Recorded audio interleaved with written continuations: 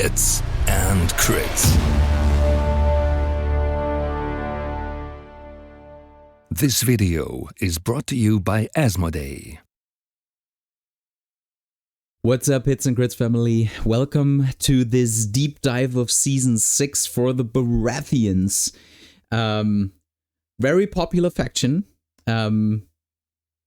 which we will see in the stats numbers later. But yeah, first, I'm here today with my team member Pascal, who plays Baratheon quite intensively, especially in the last few weeks and months. So great to have you, man. Hi. Yeah.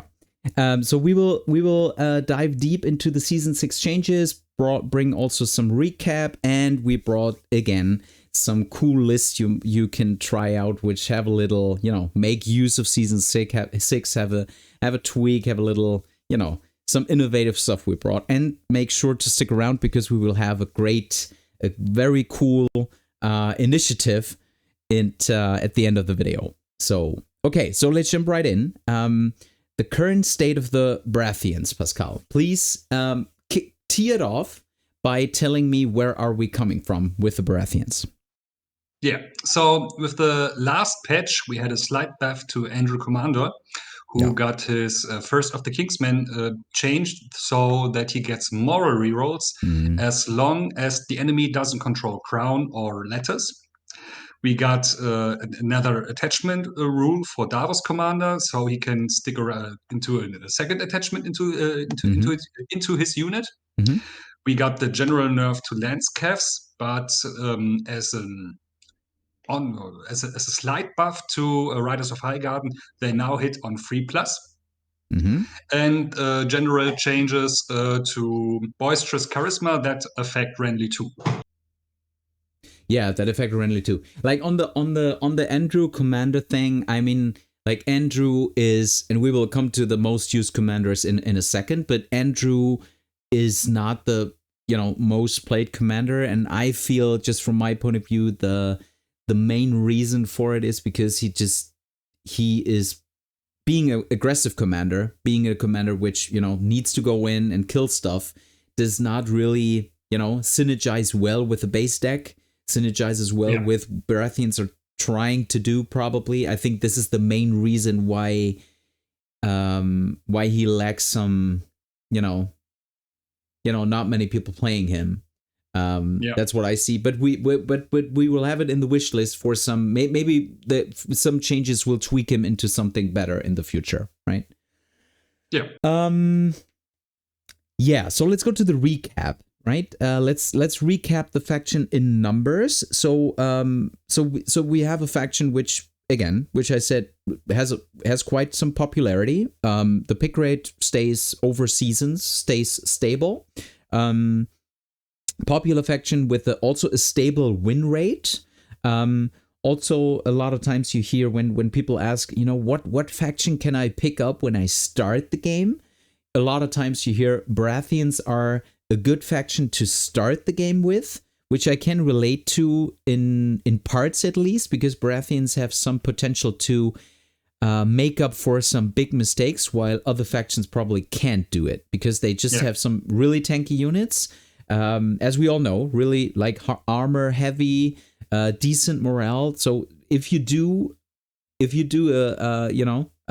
a boo boo, a not good move or anything, and you land in a bad position, they can make up for it probably. If the dice roll goes your way or something, you can still be back in the game quite quickly. Yeah. Also, number of games decreased over time. This is kind of interesting. But depends on the length of the season. Exactly, true. But still, it's less, right? I mean, was season 3 shorter than season 5? If I remember correctly, yes. But it has to be shorter since the pick rate is only a little bit smaller, but the games are a lot fewer. Yeah, true. Yeah, so in the end, stable faction. So, but we also talked about commanders. So I personally played Loras quite a lot, but yeah, tell us who are the most picked commanders, the VIPs of the Baratheon faction. Yeah. So the most picked commanders are Stannis, the one true king for Stannis' side, and for Renly's side it is Courtney, because I guess the most influential choice is that Courtney has very strong tactic cards and had a very strong attachment version, which naturally favors many matchups.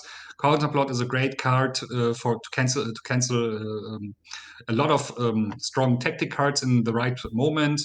The surprise strategy helps you recycle your strong tactic cards, and issue commands is always a good choice if you put Courtney into a bunker unit that just wants to sit on the objective while you keep shooting with crossbows, for example, and to deal damage over this mechanic. Yeah. And for Stannis, I think his popularity and strength is his tactic cards also. He has a decent attachment version with Iron Resolve and Dauntless, synergizes well with itself.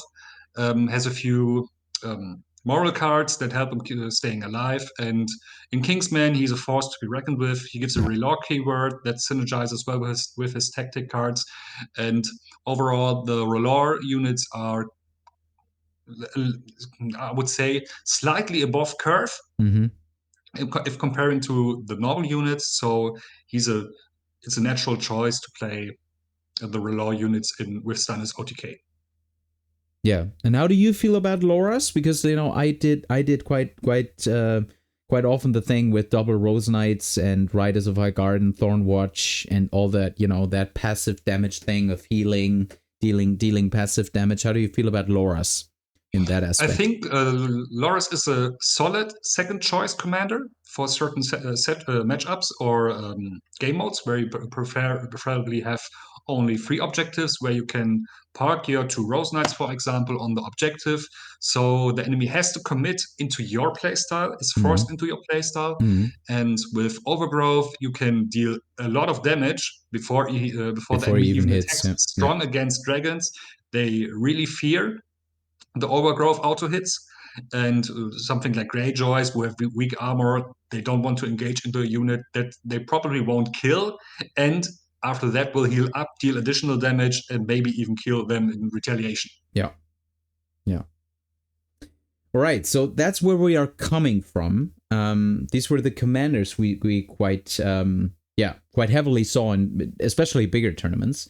So when it comes to general changes, now we get like these 3, 4, 5 attachments for free. We have motivated by coin changed, which probably is a thing. But there is still something that did not change. So probably Baratheons, traditionally weak against mobile armies. Right? Change the changes, even with the addition of the Crowned and Scouts, which everyone said were a huge buff to the faction. But as we've seen in the statistics, they didn't really change much. Yeah, and exactly. And this is like a bigger conversation actually we had in the past. We have quite a proportion of the community which feel that adding stuff that potentially irons out the drawbacks of a faction. So obviously Baratheons were always like slow, tanky turtle thing, right?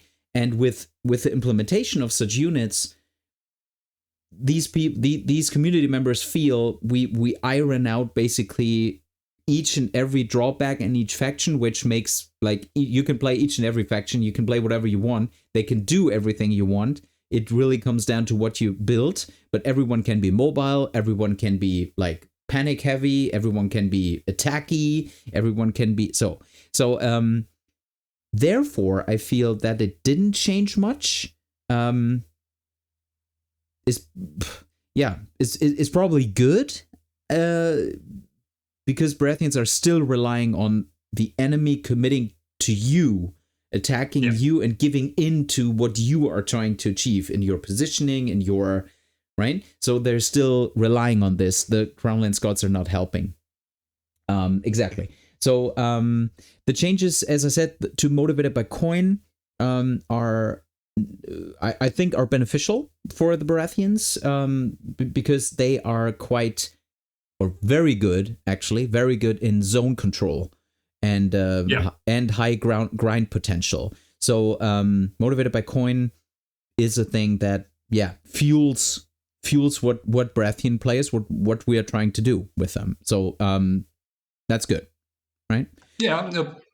Just as an idea, maybe if you have the points, you can still stick run into maybe, for example, a unit of Rose Knights for additional healing. You always get the rerolls if you can cancel your enemy from taking the bags, or for another choice could also be the R'hllor Queensman. Yeah, absolutely, right, and especially the heal factor, or the since the additional attack is gone, but the Rose Knights have no keyword, so rerolls is always good, right? I mean, like if they definitely, so good one. So what else do we see in terms of general changes for the faction? We've got some changes to the named attachments, especially on Stannis' side, which will definitely impact the list building, and some huge changes to the loyalty attachments like Thornwatch Sentinel. And these loyalty attachments will definitely have a big impact and make several right now underused units probably way more valuable. Yeah. So which are they? Pikemen? I think about Pikemen. Yeah, I would say pikemen are still at the let's say in the middle of the ladder. But for example, the wardens never. I've never seen someone really play with wardens. I know that Felix has wardens in some of his lists. But the new change to the Thornwatch Sentinel really helps getting the wardens where they need to be.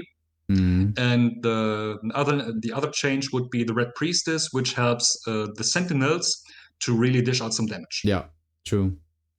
Yeah, wardens. I mean, wardens.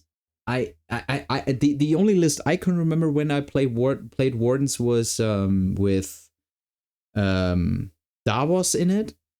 To supply aid, basically. That's the only thing I did. But like naturally, meta was always to put him in the Lightbringers or to yes. Right. So obviously, but this is the only list I can remember where I said, okay, I will use wardens. I will just go on the token and supply aid everyone from back there. That is the thing I've done.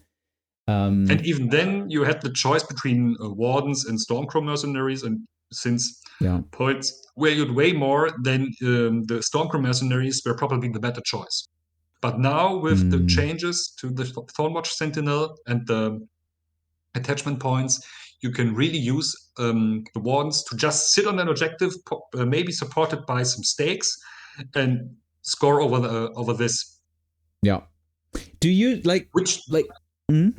you go? Which then helps you forcing your enemy into your playstyle. Yeah. Because he has to engage your two not so valuable units who have very high armor and are very durable with the Thornwatch Sentinel to push you off the objectives. Yeah. So now with all of these great attachments we talked about, or we already spoiled a bit, but we will talk. We will dive deeper into them in a second. But do you feel like personally we will see more 8 activation Baratheon lists in the future with all these great attachments, or do you think no, we will stay in this 7 activation thing and be like really tanky, heavy 7-point units? What do you feel? I think that we will see more 8 activation lists.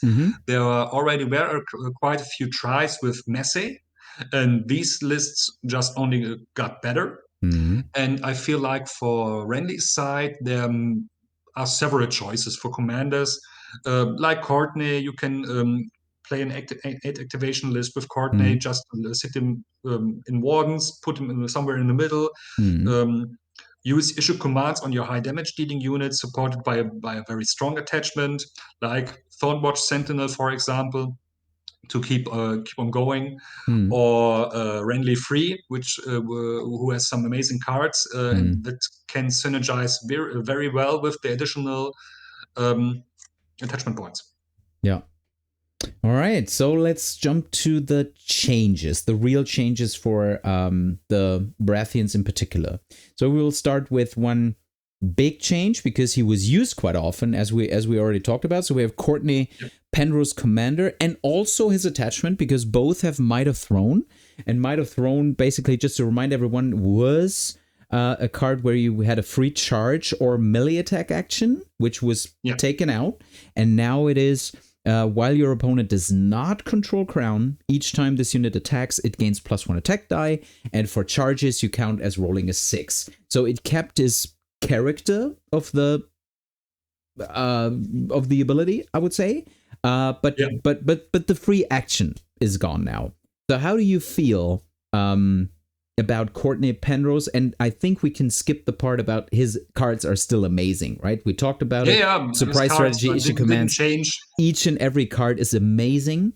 So how do you feel about his attachment now? Will this decrease his pick rate, or are the cards and Might of Throne strong enough to, to leave him up there, to keep him up there? I feel that even though that a lot of extra attacks got nerfed, but this change affects everyone. So this evens out the playing field for everyone. Might of the Throne in the new version is, I still think, very nice, especially that you can easily deny the crown as a Baratheon player, since you have a Lester who can switch around the zones. And if you have the swords first, nice, you always get the buff. If your enemy goes on the swords first, no problem, you still have the crown buff and benefit from it. And it even has some synergies with some other commanders, as I've already mentioned, with Renly Free and Overconfidence. That is a very, very nice interaction that your opponent always has to think about, that that the unit, or that the unit Courtney is in, as a guaranteed 11-inch charge range, with tactical reposition even 14 inches. So with his movement, he has to think about this danger zone. Do you feel like little side note, because you mentioned him, do you feel with all these changes about zones, or not claiming or not controlling a zone, do you feel that Alistair and Peter and everyone that can switch around, which are probably the only two, right, that can really like make use of other zones, and False Agenda as a tactic card. False Agenda as a tactic card, So do you feel Alistair is, like, I don't want to say auto pick, but we will definitely see Alistair in a lot of lists, correct? Definitely, because he synergizes well with the base tactic deck. We have a lot of cards that get better with additional zones you control, like Baratheon Conviction, Justice, Surprise Strategy, for example. So I feel like Alistair will be seen way more than Peter. And even then, since the most neutral attachments only work with Motivated by Coin, except the neutral units. And these neutral attachments will definitely see a decrease in play. Peter isn't really that valuable to most factions, so as a Baratheon player, we can still choose Alistair as our main zone control option to get the benefits we want. All right, so last note on Courtney Penrose attachment, which is like right there in the right corner there, or there actually. So question on that. You have Courtney Penrose is a really good commander still. Courtney Penrose is a really good NCU still. So what about his attachment? Is he just, his technical reposition is a good thing. We already discussed Might of Throne is also still a good ability, but I think he's overshadowed by his alternatives. So you would probably go for his attachment his commander version or the NCU version. That's how I feel about this attachment. I don't say it's bad. I'm just saying it's overshadowed. How do you feel about it? Um, I wouldn't completely agree. I think this is some kind of design that we would like to see in nearly every unit, where every part feels viable. No, the commander version feels very good. The NCU version feels very good. Even the attachment version Mm-hmm. still feels very good. So Yeah. we got a solid choices between all three of them, Mm-hmm. where not no version feels auto include. Mm-hmm. Yeah. But do you see like his attachment often? Because when I play, I mostly see NCU and commander. Oh, Um, I've seen him very often in the last season as an okay. attachment, because Okay. even of Tactical Reposition and Might of the Throne, the old version, maybe he will drop slightly, but I believe that in many lists he will definitely have a place. Mm-hmm. All right. The news with Stag Knights and an 11-inch or 14-inch Yeah, auto charge totally. I'm saying at I'm turn saying four, his round 4-5, very strong. yeah. I mean I'm saying it's a good attachment. I just feel every time I build lists, I feel he is kind of overshadowed by that. But maybe I still have to learn that. Okay, so let's go to the tactics cards. So sustained assault orders. We talked about that like a few times now. So let's let's go right into the real information here. So sustained assault obviously makes the base deck better for the Baratheons. Yeah. Because you cannot spend that vulnerable token. It's just a straight up better card, and I feel it's really good for the Baratheons because this card used to be a card that in certain situations or picked up too early or whatever could happen. It's just a pass. You just throw it away. This is a card now with the vulnerable token. It has a better chance of to stick around in your hand for the right moment. So let's go to assault orders. So this commander, which is not really used within the Baratheons, now has nerfed assault orders. How do you feel about it? Yeah, maybe they could make a rework with Andrew to possibly just switch out assault orders for something else. Mm-hmm. Because I don't think that assault orders alone is enough to carry him. Yeah. Rush of Aggression is a great card. His third card, I can't name it right now, with Wishes and highest attack die value, is kind of okayish. Yeah. In many cases, it feels bad to have it in hand because you want to be on last rank to have the full benefit. Otherwise, it's just vicious as a keyword, and that doesn't really change much in most matchups. So hopefully, something like countercharge could be cool Yeah. for Yeah. him.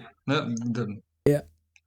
And especially like this particular version of assault orders, and we discussed it in the Lannister video. So Gregor basically kept the strongest assault orders card in the game because it targets all Clegane units, and this one just only gives you the charge on Andrew Estemon's unit, which is like really limits the card now with the lowest attack die value. Plus, it can only be his unit. Limits the card quite big time, I would say. Yeah. Especially in Baratheons for him as a commander. So yeah, nothing more to say actually on this one. But let's go to the attachments. No, let's go to the attachments. So we have attachments here. All of them had a change to True Conviction, which is for Baratheons really, really, really good. Because a lot of times you lack this potential of dealing out damage and this True Conviction. Now with these two little words, or same or, makes them playable quite like early in the game, which used to be a thing which you got really use of like in round 4, 5, 6. Now it's there right away. You go in and it's there, right? So that's good. And the biggest part is that it works on ranged attacks. Yes, And on both. Yeah. I can't think. The only thing that gives rerolls on range attacks are not mark target, scout openings. Scout openings, That gives rerolls on range or the attacks. Greyjoys have it built in, but it's just a 4-point unit, right? Yeah, they have it built in, but only in the flank. Only in the flank, yeah. So let's say general rerolls. It's only scout openings and the new Martell Bowmen that have it if the enemy unit isn't activated. Yeah. But since double Lightbringers is kind of viable, you can stick 2 named attachments into them to have rerolls at the start of round 2, and that is really, really strong if you hit on 3+ to deal out a lot of damage. Yeah, so you put Davos with Supplied and the Lightbringers, and in the second Lightbringers, Brian Ferring, for example. Brian Ferring, yeah.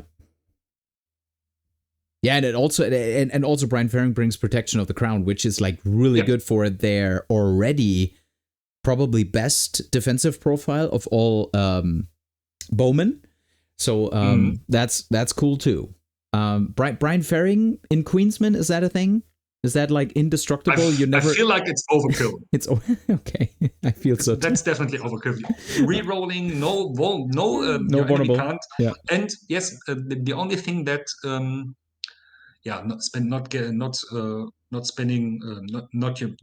enemy can't spend a vulnerable token on this unit is kind of overkill, since the Queensmen already have this built in. So I would rather choose either Devon Seaworths to give the Queensmen the auto threat range they may need, or even Andrew.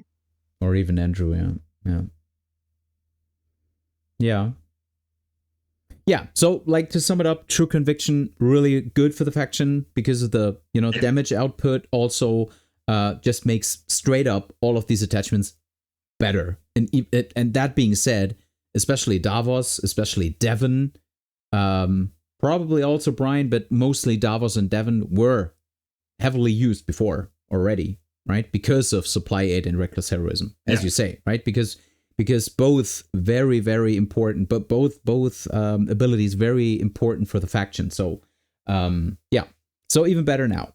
So let's go to the next the next changes. These changes are point changes. So all of these attachments used to be 2 points and are now 1 point. My favorite is Axel Florent. He's kind of like what is our other team member Levin always saying? Axel Florent attachment is kind of like Ramsey on cocaine. He's like highly aggressive attachment, and now he's only 1 point. So I really feel him in, obviously probably Kingsman, but what's Kingsman first choice? Yeah, what's your favorite? What's your favorite of those 4? If I could choose, I would put Axel Florent into the Thornwatch. Into the Thornwatch. Just charge in. Exactly. Deal the highest attack level. You always heal. Get 1 to 2 wounds. Retreat back. Heal up. Yeah. Nice. Maybe he can move over at some point, but not today. Not today. Okay. But what's your favorite? Is there another favorite? It probably won't be Laura's, but could you? I really feel Robar as well. Yes, this would have been my choice. Yeah. So tell me about Robar. Where should he be? What are you trying in the next few weeks? Next few weeks, Robar Royce in Thornwatch Sentinel, because this gives the upside of that you can deal back the damage that you take. Yeah, in Thornwatch. You said Sentinel. In. Yeah, okay. The Thornwatch. Yeah, okay. Yeah, charge in with the vulnerable token. Yeah. You have crit blow and precision to deal the auto wounds that you may need. Then you heal back. And afterwards, even if you roll a few ones, you can just regroup, reform after your Swift Strike, and stand there, be ready for the next charge or ranged attack if you may need it. So definitely the second best change we have on this side. Definitely. So like let's bring the elephant into the room. Loras Tyrell. 1 point expert duelist. Yeah, 1 point expert duelist. Will he ever be used? If you have a 3 point, yeah. No, I don't think so. Probably no. But so how about Morrigan? How about Morrigan? First time I saw it, I was instantly thinking of, again, like on this Loras double Rose Knight thing because he brings Dauntless. But then I thought, like, is Counter-Strike really, really needed? Is it better than the Thornwatch Sentinel? No. So the Thornwatch Sentinel is just too good to deny. So yeah. So let's sum it up. Axel Florent is great for 1 point, really good on the Stannis side, and we have Roba Royce, which probably will see some play in the future because he is just good in Thornwatch, but also in other things. All right, let's go to the last attachment changes. So these three, Pikeman Captain, Red Priestess, and Thornwatch Sentinel, the glorious Thornwatch Sentinel, had real changes. So real changes on their cards. So, and what I really want to say is Leadership Follower is like a unique ability that no one else has, which is cool. And we mentioned that in our like overall season 6 video. That this is something I feel real. I think it's really cool that cmon brings in unique stuff again, like step by step brings in unique stuff. Yeah. So here, how do you feel about the Pikeman Captain? Obviously, Boldness and Courage is a great ability for 1 point, so it's probably already worth 1 point. So now with this Leadership Follower, where do you see him? Will he accompany his pikemen, or where do you see him? I feel like that Leadership Follower doesn't really fit into the general theme of Baratheons, since most units don't have Dauntless. And the only benefit that the unit may get is an easier trigger for Baratheon Conviction, or it's better against panic lists. But otherwise, I feel like I'm missing a general army idea where good moral is additionally very good because it's beneficial. It's beneficial because you have the tactic cards to support it. Maybe something like you could say if you pass a moral test, still roll a d3 and deal this something like a moral final strike, for example. So that builds off of the idea of passing moral tests and panic tests, but Renly's side doesn't really support this at all. So it's just a nice buff. It's a nice addition to have, but doesn't feel essential to use. Yeah, true. So he's probably a little bit like in all these great attachments, and we just saw some. He's probably really good, but these other ones are just taken more often, probably. Yeah. But what about Red Priestess? The spotlight isn't just for him. Yeah. So on Red Priestess, so she used to do something on range 2 where sometimes, in the old meta, Braun was quite big, right? And quite heavily used in Lightbringers. But sometimes I tried her in Lightbringers because it was just cool to, I will put a vulnerable on you. I will put a panicked on you because I want to make use of the Lightbringers ability to do another panic test. But now we have Divine Sacrifice. It's totally changed, only on melee. So where is she going? And is she also overshadowed? Or are you saying, or will you say or tell me that the Red Priestess is more used in the future? I guess I'm still working around with her, and I have some lists where she's in, but she has a very tough spot because even thanks to the change of True Conviction. But Red Priestess helps 5-point units feel like 7-point units because of her new ability for just 1 wound, which is at full ranks, not really that impactful. You get +1 to hit, which is very, very strong. Yeah. And you can still and deal or dish out another token. Vulnerable, for example. Yeah. Let's say Red Priestess in Baratheon Sentinels is a very, very good choice because with Sentinel, you can charge in on the attack, get +1 to hit, so you hit on 3+. With Sundering and the Vulnerable token, you can deal a lot of damage. But on the other hand, you could even put her into Kingsmen, for example, or even Stag Knights to say, let's say, just hit on 2+, and just re-roll those dice to get as many sixes as possible. What about a thematic? Because of crit blow.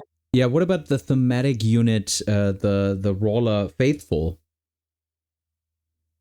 Yeah, could be a choice, but since I think that the Relof Faithful are overshadowed by a lot of other options. Unfortunately, for me, they're kind of yeah. at the right now for Stannis' side, they share a spot with Baratheon Wardens at being at the lowest place. Yeah. Or least usage Least played, you yeah. have you have. And yeah, it helps them accelerating their damage in getting the heal thanks to their faith ability, but I don't know. A lot of other options that still feel a lot better. Yeah. Unfortunately, again, it's a thing which I would really love to see more faithful design. stuff, and yeah. Yeah, but that's because of unit design. But regarding attachment design, I feel Red Priestess is in a very good spot because she has a lot of competition, but she's still in the competition. Yeah, she's still in. Yeah, probably so. Yeah, because as I said in the beginning, like in the old meta, she was like always or a lot of times overshadowed by Bronn, like with motivated by coin and stuff. So she was probably never taken, or like only like a few times, close to none, never taken.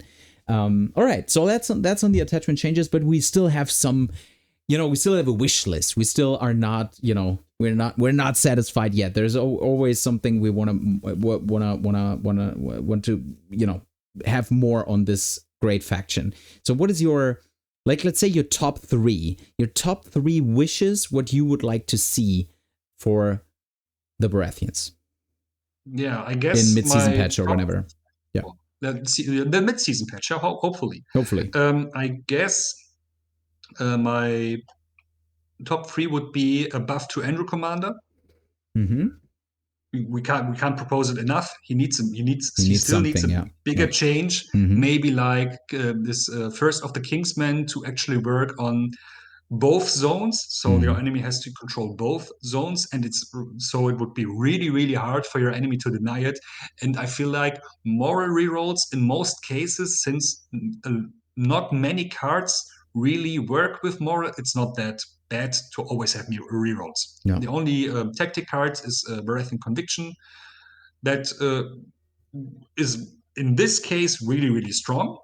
But otherwise, with the panic token, with wishes, it's nice to have, but nothing too essential. And if looking at Greyjoys who have Beric the Blind, they can always get this ability. At least on one unit, and this could be kind of the same for Andrew. So the second place would go to Stannis Free. You love him, right? I would really like to play him. Cav commanders are really, really nice to play, but his choice of tactic cards and his abilities for his commander version don't feel fitting enough into the play style, because you have slow units. You have champions of the stack only have a speed of 4, so they are the slowest Cav unit in the game, and otherwise you would have to go into a neutral terrain for the hedge knights, or could or maybe even just the crowned and scouts. But his tactic cards don't feel that impactful, except not right by attack. You mean the double move? No. You charge in and deal hits. Write them down. Write them down. Yeah. This is the only card I feel is like in a good place. Other CAF commanders have it. It's okay. Muster. The trigger is very, very hard to fulfill. You need to waste a retreat action, and you won't be in a place after this where you can actually make use of your new position. Which, why should I play a card where I can't deal damage, which is in most cases the best choice? And it's only a good choice if this unit is close to dying. But then even in a new position, really depends on the battlefield layout if this will help you. On the double is okay. With +3 movement helps you run around, and The commander version himself, inside, highest attack value and vicious, okay, not too good. And stubborn tenacity, where most units have a roller on 6. Yeah, feel you. Wow. Yeah. If just comparing him to other Cav commanders just shows that his abilities aren't strong enough. Like Khal Drogo, who has expert duelist and iron resolve, insight and stubborn tenacity really fall flat against it. I think like the whole game has like, except Drogo, Khal Drogo, except him, a lot of Cav commanders are in a tough spot. There are some good ones out there. Benjen, for example. Benjen is very good. He's very good. But most of them lack something, or have something where you say, okay, I probably won't use it. So yeah, but this one, yeah. So that's number 2. What is your number 3 in terms of wish list? The number 3 would be let's check my list. Where is it? A buff to neutral attachments, I guess. Oh, to the loyalty, like the loyalty neutral. Loyalty neutral attachments. Yeah. So the Warden and the Stag Knight Noble. Yeah. Genau, Master Warden. Yes, the Master Warden and the Stag Knight Noble. Yeah. Yeah, they are tough. Yeah, they are completely overshadowed by every other. By every other choice. Probably so. Yeah, probably so. True. Same actually goes also for some named attachments. To just make the list full, I would say like one thing we really need is why not giving the champions of the stag +1 attack die as the flightman just got it. So that's one. Second is also like a list of attachments which are still like, I don't know, like Dale Seaworth, for example, Emon Kai, for example, Laura's commander also, commander of the Kingsguard.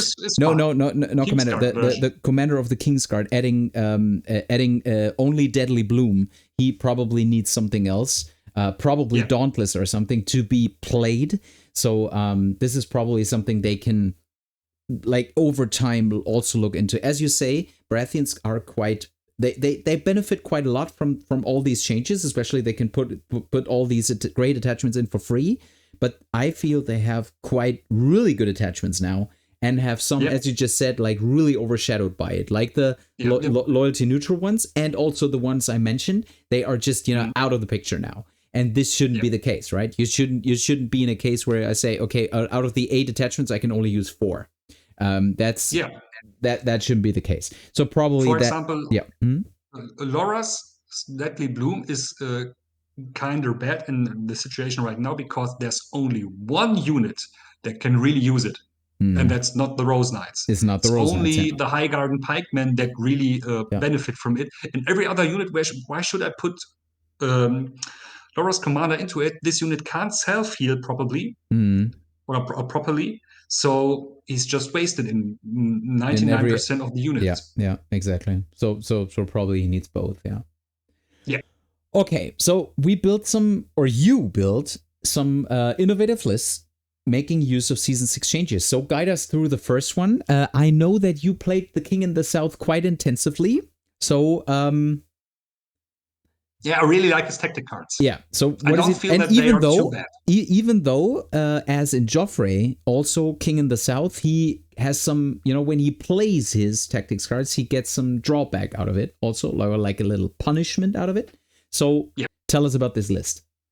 So this list is with King in the South, the King in the South version of Renly in High Garden Pikemen. This is because I wanted a unit that works really well with overconfidence, thanks to the community FHQ, which says that overconfidence benefits from coordinated assault, so it deals 9 hits on a successful charge, and even with the drawback of maybe getting a vulnerable token on. Which is not Renly, too bad when doing such many hits. Yeah, for 9 hits. But we have the benefit of Stag's Wit. And if played at this time, we can put it out in long range, which just or we want to charge this unit. We have Stag's Wit in hand. We play overconfidence, put the vulnerable token onto the enemy unit we charge, and possibly deal up to 9 wounds, which is very amazing. Cool. So the second key unit would be the Stag Knights with the attachment version of Courtney, because again, with overconfidence, you have an 11-inch up to 14-inch auto threat range where you can really surprise your enemy. Possibly like something, if he plays sand skirmishers, he may want to move in with to make quick fire work, which will still happen. You can't cancel it. But after that, he will get up to 4 to 6 hits into his face, and then you can activate the Stag Knights and deal additional damage and possibly delete the unit. And the double wardens with the Thornwatch Sentinel are just there to sit on objectives in a 5 objective game mode, just to rack up the points you need. So you throw stakes and just sit on it. That's the tactic. Just throw stakes down. Your enemy won't use this side anyway. Yeah, he won't choose. Yeah, so you will have the better position. And even if he chooses, he has to waste actions to remove the stakes. Yeah. Otherwise, even if he if he says, okay, one time stakes damage is okay, you can then force an engagement with your Thornwatch, with your other units that are actually there for the engagement, and put out a lot of pressure.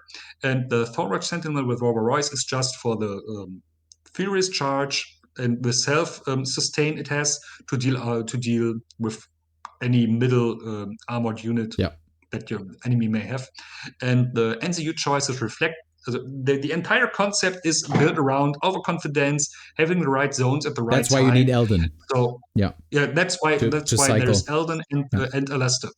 And Marjorie just because that's the last choice you may have. Otherwise, you can still take Shira, but I want to be flexible with the last unit NCU to be. Varys would also be a very good option.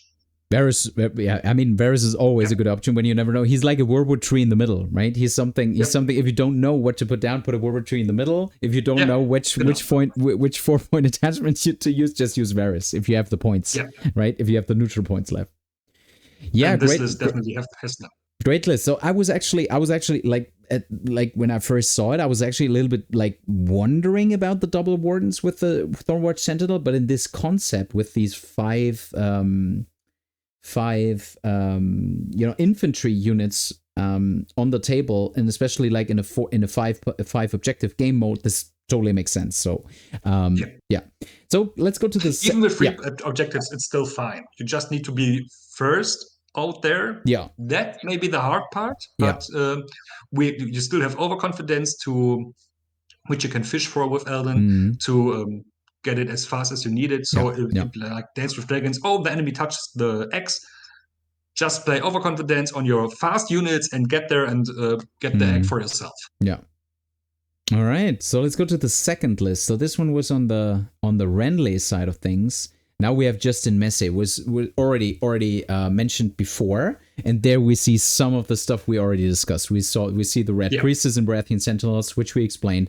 We also see the double Lightbringers with Davos and Brian Ferring. So, but tell me the general concept of the list.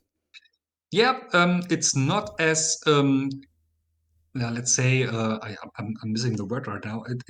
It still has a concept, but it's not as complete or doesn't feel as complete as the first one, the Renly list, because by the Renly list everything revolves around it, and with this list you have a lot of flexible options. You just have a 8-act list with double ranged attacks, which is very nice, but the idea behind it is just not as synergetic, let's say it like that. It's still a solid list, but not as synergetic in itself like the Renly list. So with double Lightbringers, you have a lot of rerolls on enemy infantry units, even if they get damaged with they can get rerolls again. So the Sentinel is just there for protection of the Lightbringers, so they're safe from enemy attacks, even if so. And the Red Priestess helps punishing the enemy if he tries to attack your Lightbringers. But like one thing that I feel this list as you just described, let's not put it down. When I checked the list and when I checked, all the, the tactics cards and all of it, it's basically like a Swiss Army knife a little bit. It should have answers for everything.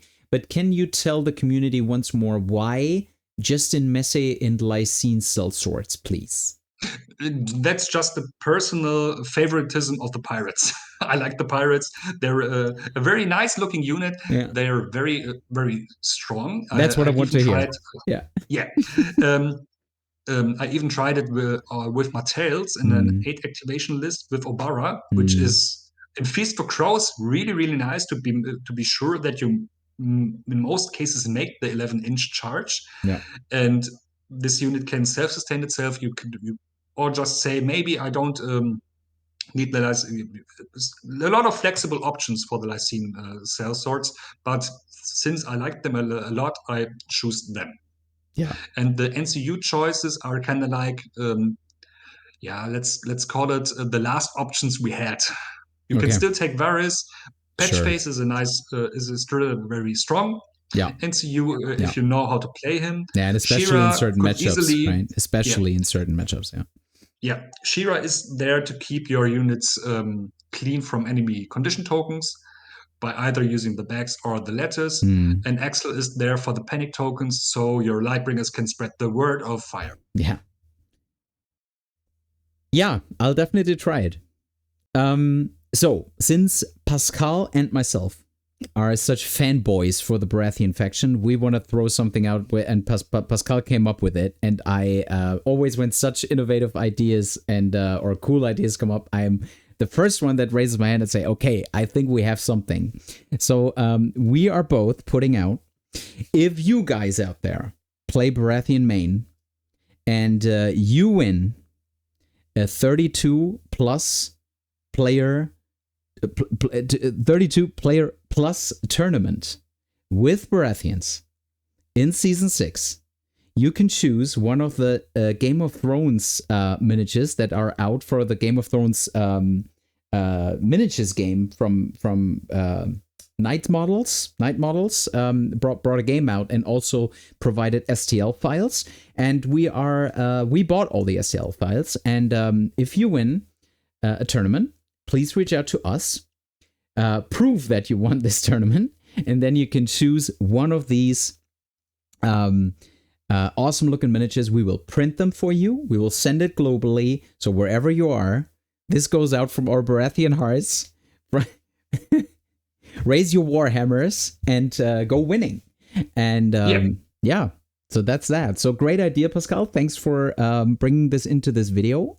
And this basically brings us to the end of the video. So if we, Pascal and myself, missed anything on the most current changes, or we do not see the value in Laura's Commander of the Kingsguard, or whatever you want to share, just drop it down in the comments below, jump on the Discord, and that's it. But Pascal, is there anything you want to share? Is there anything I've missed maybe? Yeah, I would just want to say, take up the challenge, push. Yeah, let's go back here. Top of stats. Yeah, and show them that the stag is still the mightiest animal in the forest. Exactly. King of the forest. King of the forest. All right. Yeah. So great last words, and I think there's nothing more to say, guys, than until we meet again, roll those crits.